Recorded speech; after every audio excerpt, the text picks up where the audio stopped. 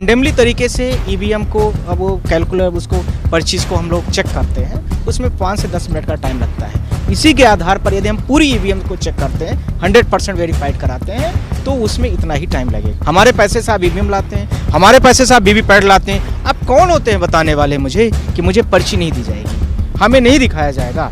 यदि मैं बैंक में जाता हूँ, एयरपोर्ट जाता हूँ और कहीं भी जाता हूँ, तो हमें आपको आधार कार्ड दिखाना होता है, पासपोर्ट दिखाना होता है। बैंक जाता हूँ तो पासबुक दिखाना होता है। वोट डालने जाता हूँ तो कुछ और आईडीज लेके जाना होता है, जो वोटर आईडी कार्ड वगैरह है। तो हमें यह कैसे पता चलेगा कि हमने जो वोट दिया है वह फला व्यक्ति को गई? कैसे, how can you certified this one? यदि 100% वीवीपैट की पर्ची जो दिखती है और उसकी फिजिकल पर्ची निकल आए और निकल करके प्रत्येक व्यक्तियों को दी जाए जो वोट कास्टिंग कर रहे हैं, उसके बाद बैलेट बॉक्स बाजू में रखा रहे, उसमें डाल दिया जाए और वो सुरक्षित तरीके से, यदि किसी को डाउट होता है तो काउंट हो गई। वीवीपैट और ईवीएम और पर्ची जो बैलेट बॉक्स में डाली जा रही है, वो सारे के सारे एक साथ में बराबर होना चाहिए, मैच होना चाहिए। तभी तो हम सही मान पाएंगे कि जो ईवीएम का दावा आप कर रहे हैं वो सही है गलत है, जो वीवीपैट की पर्चियां निकल रही दिख रही हैं वो सही है कि गलत है। हाउ कैन यू से कि ये सही है? आप कैसे कह सकते हो कि सही है? हमें फिजिकल भी दिखना चाहिए। 2 × 2 = 4 आई नो, बट वो 2 × 2 इनको हमको फिजिकल भी दिख के ना चाहिए ना, कि हम 2 को और 2 को रख रहे हैं, 4 हो रही चीज़ें तो 4 ऐसे होती हैं, हमें दिख नहीं रहा, हमें इंश्योर नहीं है। इलेक्शन कमीशन ऑफ इंडिया आज तक यह नहीं श्योर कर पा रहा है कि वोट कास्टिंग जो पीपल्स वोट दे रहा है उसकी क्या अप्रूव्ड है, कैसे अप्रूव होके आए कि हमने वोट डाल के आया है। आपने एक ईमेल कर दिया, वो मैंने मान लिया आपको। इसके पुराने ज़माने में आप बहुत सारे चरणों में चुनाव कराते थे, आज इतने चरणों में चुनाव को बांटने की क्या ज़रूरत आ गई आपको? 15 चरणों में, 10 चरणों में आपका चुनाव हो रहा है। पुराने ज़माने में मैन पावर कम होता था, ईवीएम आप लेके आए कि बड़ा शॉर्ट टाइम से में सारी चीज़ें हो जाएंगी, पर यहाँ पर तो ऐसा हुआ दिखता हुआ नहीं नज़र आ रहा है। अब तो और आपने लिंगर ऑन कर दिया प्रोसेस को। जब ईवीएम इतनी बड़ी इलेक्ट्रॉनिक डिवाइस है तो आप एक दिन में चुनाव करिए, शाम को 10 बजे रिजल्ट डिक्लेयर कर दीजिए। क्या ज़रूरत है आपको 10 चरण में चुनाव करने की? तो वीवीपैट में लाइट जलती है, वह लाइट का 7 सेकंड का इंटरवल इन्होंने कर दिया है। 7 सेकंड का जो इंटरवल है, मैं आपके माध्यम से बोलना चाहता हूँ, वो हम जस्ट लाइक टू द हमारी आइज़ कुछ वीक है, आपकी भी वीक है, शर्मा जी की भी वीक है, XYZ बहुतों की वीक है, और बहुत सारे ब्लाइंड भी लोग होते हैं, बहुत सारे चश्मा नहीं लगा के जाते हैं, पर वो कैसे इंश्योर कर पाएँ कि जो 7 सेकंड का टाइम आपने ब्लिक किया है, उस ब्लिकिंग के टाइम पर, उस इंटरवल टाइम पर हमने जिस व्यक्ति को वोट दिया है, वोट कास्ट किया है, वो उसी को गई है। How can I ensure to this one? नहीं हो पा रहा है, तो उसका टाइम इंटरवल बढ़ाया जाए। जो पहले था वो 15 सेकंड के आसपास में था, इन्होंने शॉर्ट करके उसको 7 सेकंड कर दिया है। ये पर्ची को बहुत जल्दी से पर्ची को कट करके गिरा देते हैं और दूसरी पर्ची भी बहुत कम समय में ही आ जाती है।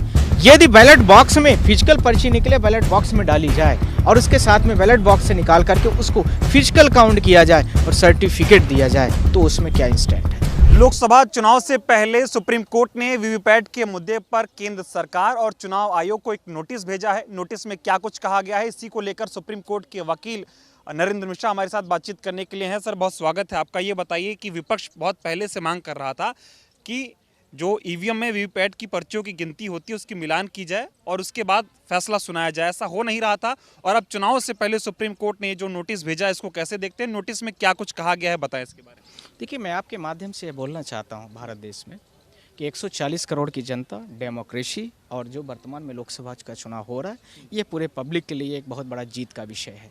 Point number 1। Point number 2, honourable justice Gavai साहब के सामने 15 छोटी छोटी ही और बड़ी सबको मिला करके आर्गूमेंट रखे गए थे। पॉइंट नंबर 1, यदि मैं फिजिकल पर्ची कर देता हूँ तो 5 से 6 घंटे में हम सारी पर्चियों को कैलकुलेट कर लेंगे, यानी टाइम टेकिंग पूरा जो इसका टाइम होगा वो 5 से 6 घंटे में हम कर सकते हैं। अब इसका ग्राउंड क्या है? इलेक्शन कमीशन का जो बेयर एक्ट है उसका पॉइंट नंबर 14 का सब पॉइंट नंबर 7 स्पष्ट लिखा है कि जो रेंडमली तरीके से ईवीएम को अब वो कैलकुलेटर उसको पर्चीज को हम लोग चेक करते हैं, उसमें 5 से 10 मिनट का टाइम लगता है। इसी के आधार पर यदि हम पूरी ईवीएम को चेक करते हैं, 100% वेरीफाइड कराते हैं, तो उसमें इतना ही टाइम लगेगा। Point number 2। पॉइंट नंबर 3, 50 लगभग 24 लाख वीवीपैट्स वेरीफाइड हैं, विच इज़ द परचेज, इस purchasing amount is there 5,000 crore रुपए। 5,000 करोड़ रुपए उसके परचेजिंग अमाउंट कॉस्ट है, जिसका पैसा हमारे आप और सारे 140 करोड़ की जनता के टैक्स पेयर के जेब के पैसे हैं। क्या उनको 5 पैसे की एक पर्ची निकलेगी वो आप देने के काबिल नहीं है? हमारे पैसे से आप ईवीएम लाते हैं, हमारे पैसे से आप वीवीपैट लाते हैं। आप कौन होते हैं बताने वाले मुझे कि मुझे पर्ची नहीं दी जाएगी, हमें नहीं दिखाया जाएगा? यदि आपको मैं बैंक में जाता हूँ, इस ग्राउंड ऑफ दिस केस, यदि मैं बैंक में जाता हूँ, एयरपोर्ट जाता हूँ, ये ग्राउंड की बात कर रहा हूँ, कोर्ट की बातें, और कहीं भी जाता हूँ तो हमें आपको आधार कार्ड दिखाना होता है, पासपोर्ट दिखाना होता है, बैंक जाता हूँ तो पासबुक दिखाना होता है, वोट डालने जाता हूँ तो कुछ और आईडीज लेके जाना होता है जो वोटर आईडी कार्ड वगैरह है।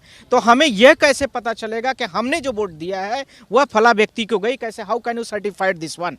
और आप कौन होते बताने वाले कि नहीं नहीं वहीं गई है? आप मुझे दिखाइए ना गई है तो मैं भी तो आपसे एविडेंस मांग रहा हूँ। इस ground of the case. Point number 4 इसका नेक्स्ट, यदि 100% वीवीपैट की पर्ची जो दिखती है और उसकी फिजिकल पर्ची निकल आए और निकल करके प्रत्येक व्यक्तियों को दी जाए जो वोट कास्टिंग कर रहे हैं, उसके बाद बैलेट बॉक्स बाजू में रखा रहे, उसमें डाल दिया जाए और वो सुरक्षित तरीके से, यदि किसी को डाउट होता है तो काउंट हो गई। वीवीपैट और ईवीएम और पर्ची जो बैलेट बॉक्स में डाली जा रही है वो सारे के सारे एक साथ में बराबर होना चाहिए, मैच होना चाहिए, तभी तो हम सही मान पाएंगे कि जो ईवीएम का दावा आप कर रहे हैं वो सही है गलत है, जो वीवीपैट की पर्चियां निकल रही दिख रही हैं वो सही कि गलत है। हाउ कैन यू से कि ये सही है? आप कैसे कह सकते हो सही है? हमें फिजिकल भी दिखना चाहिए। 2 × 2 = 4 आई नो, बट वो 2 × 2 इनको हमको फिजिकल भी दिखे ना चाहिए ना कि हम 2 को और 2 को रख रहे हैं, 4 हो रही चीज़ें तो 4 ऐसे होती हैं, हमें दिख नहीं रहा, हमें इंश्योर्ड नहीं है। पॉइंट नंबर 5 था इसका। Point number 6, election commission of India आज तक यह नहीं श्योर कर पा रहा है कि वोट कास्टिंग जो पीपल्स वोट दे रहा है उसकी क्या अप्रूव्ड है, कैसे अप्रूव होके आए कि हमने वोट डाल के आया है। आपने एक ईमेल कर दिया, वो मैंने मान लिया आपको। इसके पुराने ज़माने में आप बहुत सारे चरणों में चुनाव कराते थे, आज इतने चरणों में चुनाव को बांटने की क्या ज़रूरत आ गई आपको? 15 चरणों में, 10 चरणों में आपका चुनाव हो रहा है। पुराने ज़माने में मैन पावर कम होता था, ईवीएम आप लेके आए कि बड़ा शॉर्ट टाइम से में सारी चीज़ें हो जाएंगी, पर यहाँ पर तो ऐसा हुआ दिखता हुआ नहीं नज़र आ रहा है। अब तो और आपने लिंगर ऑन कर दिया प्रोसेस को। जब ईवीएम इतनी बड़ी इलेक्ट्रॉनिक डिवाइस है तो आप एक दिन में चुनाव करिए, शाम को 10 बजे रिजल्ट डिक्लेयर कर दीजिए। क्या ज़रूरत है आपको 10 चरण में चुनाव करने की? इसका next point, next to next here. इसी के साथ में जो ईवीएम में लाइट वीवीपैट में लाइट जलती है वह लाइट का 7 सेकंड का इंटरवल इन्होंने कर दिया है। 7 सेकंड का जो इंटरवल है, मैं आपके माध्यम से बोलना चाहता हूँ, वो हम जस्ट लाइक टू द हमारी आइज कुछ वीक है, आपकी भी वीक है, शर्मा जी की भी वीक है, XYZ बहुतों की वीक है, और बहुत सारे ब्लाइंड भी लोग होते हैं, बहुत सारे चश्मा नहीं लगा के जाते हैं, पर वो कैसे इंश्योर कर पाएँ कि जो 7 सेकंड का टाइम आपने ब्लिक किया है उस ब्लिकिंग के टाइम पर, उस इंटरवल टाइम पर हमने जिस व्यक्ति को वोट दिया है, वोट कास्ट किया है, वो उसी को गई है। How can I ensure to this one? नहीं हो पा रहा है वो, तो उसका टाइम इंटरवल बढ़ाया जाए। जो पहले था वो 15 सेकंड के आसपास में था, इन्होंने शॉर्ट करके उसको 7 सेकंड कर दिया है। इट्स वेरी रेलेवेंट पॉइंट दिया। नेक्स्ट वन, ये पर्ची को बहुत जल्दी से पर्ची को कट करके गिरा देते हैं और दूसरी पर्ची भी बहुत कम समय में ही आ जाती है। तो हम लोगों ने यह भी ग्राउंड रेज किया है, जो केस का ग्राउंड है वो यह भी है कि जो पूरी पर्ची है, एक पर्ची जैसे मैंने वोट डाला, मैंने कांग्रेस को वोट दिया, अब वो पर्ची कट के मेरे हाथ में गिर जाए पूरी तरीके से प्रॉपर, और उसके बाद नेक्स्ट पर फिर उसके बाद नेक्स्ट का वोट कास्टिंग करने वाला आदमी आए और वो वोट डाले, यह भी इसका अगला ग्राउंड है। कोर्ट ने सारी चीज़ों को रिलाय कर दिया और इशू नोटिस किया सिर्फ और सिर्फ 2 major ground is here. Point number 1, क्या मैं 100% वीवीपैट की पर्ची को काउंट करूं तो आपके इंस्टेंट क्या है? इलेक्शन कमीशन ऑफ इंडिया ये बताए कि इंस्टेंट आपके क्या हैं। पॉइंट नंबर 2, यदि बैलेट बॉक्स में पर्ची को फिजिकल पर्ची निकले बैलेट बॉक्स में डाली जाए और उसके साथ में बैलेट बॉक्स से निकाल करके उसको फिजिकल काउंट किया जाए और सर्टिफिकेट दिया जाए तो उसमें क्या इंस्टेंट है? This 2 points. और इसके आधार पर मुझे लगता है ऑनरेबल राहुल गांधी जी ने, जो कांग्रेस के बड़े नेता हैं, भारत देश के सबसे लार्जेस्ट पार्टी के नेता हैं, उन्होंने भी इस चीज़ को बोला है कि यदि ईवीएम को हटा दिया जाए तो भारत देश की जो अभी रूलिंग पार्टी बीजेपी है 180 सीट भी नहीं पाती है। कुछ कल मुझे मीडिया ब्रदर्स ने बोला कि राहुल जी यह भी कह रहे थे कि मैंने ज़्यादा बोल दिया, 30 और कम कर देना चाहिए ईवीएम को हटाने के बाद। मुझे लगता है कि ऑनरेबल जस्टिस साहब को भी ये चीज़ समझ में आ गई कि फ्री और फेयर अभी चीज़ें नहीं हो रही है, इसलिए उन्होंने इंस्टेंट लिया है। It just wait. Last India alliance ने 2023 में लास्ट दिसंबर के आसपास में इलेक्शन कमीशन ऑफ इंडिया से यही रिक्वेस्ट किया था जो हमारी प्रेयर थी।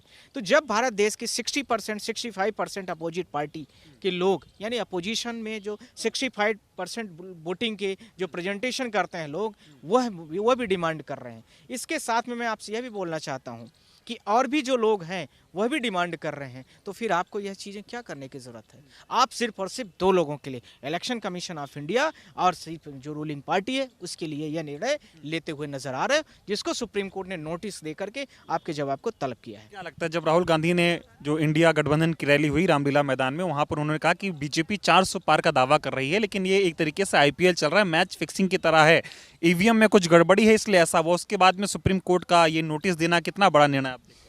ये मुझे लगता है कि इनडायरेक्टली तरीके से राहुल जी भले न आए हों, पर उनकी आवाज़ मुझे लगता है कि ऑनरेबल लोग भी सुनते हैं, और वो कहते भी हैं, बहुत सारे मैटरों में कहते भी हैं कि ऐसा नहीं है कि सोशल मीडिया से हम लोग अछूते रहते हैं, हम लोग भी उनके कमेंट को पढ़ते हैं। और राहुल जी की आवाज़ जो है, मुझे लगता है कि ऑनरेबल जस्टिस साहब, और इसके साथ में इंडिया अलायंस की आवाज़ जो है भारत देश के, वह भी जस्टिस साहब, और उसके साथ में भारत देश की पूरी जनता और पूरे देश के आप जैसे मीडिया जो पत्रकार हैं, पूरे यूट्यूबर्स जो भारत देश के हैं, वो सारे लोगों ने, जबकि इलेक्शन कमीशन ने आप लोगों के, इसके साथ में यूट्यूबरों की जो रीच है उसको ख़त्म कर दिया, न के बराबर कर दिया, एलो लाइन कर दिया, डिमोनेटाइज कर दिया है, फिर भी वो बेचारे संघर्ष की तरह, भगत सिंह की तरह इस करंट रूलिंग पार्टीज़ के अगेंस्ट में, इलेक्शन कमीशन के मेलाफाइड इंटेंसली जो इस तरह से निर्णय ले रहा है, उसके खिलाफ में वो करते हुए कदम ले रहा है। उठ रही थी ना, इंडिया गठबंधन के जितने भी नेता थे उनका ये कहना था एक बार इलेक्शन कमीशन हमसे मुलाकात तो करे, हम उन्हें बताना चाहते कि हमारी क्या क्या समस्याएं, लेकिन वो मुलाकात ही नहीं कर रहे हैं और चुनाव एकदम करीब आ गया। अब इलेक्शन कमीशन ऑफ इंडिया खुद आएगी, आप चिंता मत करिए, यहीं पर आएगी, और भारत देश के इंडिया अलायंस की जो आवाज़ है इन पिटीशन के साथ में प्रेजेंटेशन हो गई है, इलेक्शन कमीशन यहीं आएगा, और सुप्रीम कोर्ट ऑनरेबल हमारे जितने भी हैं वो सब लोग इतने अच्छे हैं कि यहीं पर कराएंगे, और एक एक वोट इंश्योर होगा। आप यह भी देखना, बहुत जल्दी निर्णय आएगा। बहुत पहले से कह रहा था वीवीपैट की पर्चियों का मिलान होना चाहिए, 100% मिलान होना चाहिए, ताकि पता तो चले कि सच्चाई क्या है, कोई गड़बड़ी हो रही नहीं हो रही। यह भी बात सही है, आपने कहा, और आप लोग तो आवाज़ भी उठा रहे थे। यह पिटीशन कई सारे आए, चौथी पिटीशन हमारी है। तो इन सारी चीज़ों के साथ में मैं यह भी कहना चाहता हूँ कि कई बार हर जस्टिस का अपना देखने का नज़रिया अलग होता है। आप भी किसी चीज़ को जो देखते हैं उसके आपके कई सारे आर्गूमेंट हो सकते हैं, कई पॉजिटिव कई नेगेटिव, हर अपने तर्क भी अलग हो सकते हैं, ऐसा ही होता है।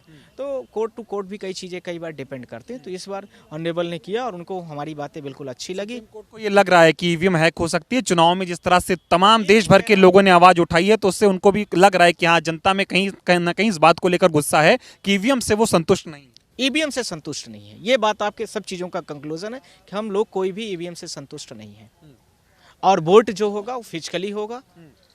फिजिकल जो बैलेट बॉक्स है, बैलेट बॉक्स से सारी चीज़ें काउंट की जाएंगी, उसमें बैलेट बॉक्स में पर्ची डाली जाएगी, और उसके बाद उनको काउंट करके सर्टिफिकेट जारी किया जाएगा। अभी पहला नोटिस जारी किया गया है, चुनाव एकदम होने ही वाले हैं, क्या लगता है कब तक इसका निर्णय अंत तक पहुंचेगा?